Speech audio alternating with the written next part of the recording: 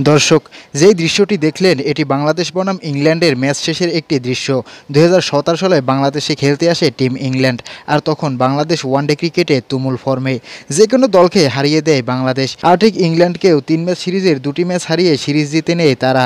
তবে বাংলাদেশের সঙ্গে সিরিজ হেরে মাথা নষ্ট হয়ে যায় বেন স্টোকসের। সিরিজের শেষ ম্যাচে বাংলাদেশের কাছে ৩৪ রানে হারে তারা, এবং সিরিজ শেষে দুই দলের সবাই যখন হাত মিলিয়ে বের হয়ে যাচ্ছেন, তখন বেন স্টোকসের সাথে তুমুলভাবে কথা কাটাকাটি হয় তামিম ইকবালের। একটা পর্যায়ে তামিমকে ধাক্কা মারেন বেন স্টোকস। পরে সাকিব আল হাসান এসে তাদেরকে বুঝিয়ে পরিস্থিতি স্বাভাবিক করেন। সাকিব তামিমের হয়ে তাদেরকে বুঝিয়ে বলেন, যেই দৃশ্যটি ছিল দেখার মতো। কিন্তু প্রিয় দর্শক, সেই সাকিব তামিমের বন্ধুত্ব এখন কোথায়? একজন আরেকজনের সঙ্গে কথা বলেন না। সাকিব তামিমের বন্ধুত্ব ভাঙনের কারণেই এখন বাংলাদেশ ক্রিকেট ধ্বংস হয়েছে প্রায়। প্রিয় দর্শক, আপনারও কি তাই মনে হয়? কমেন্ট করে জানিয়ে দিন আমাদের কমেন্ট বক্সে।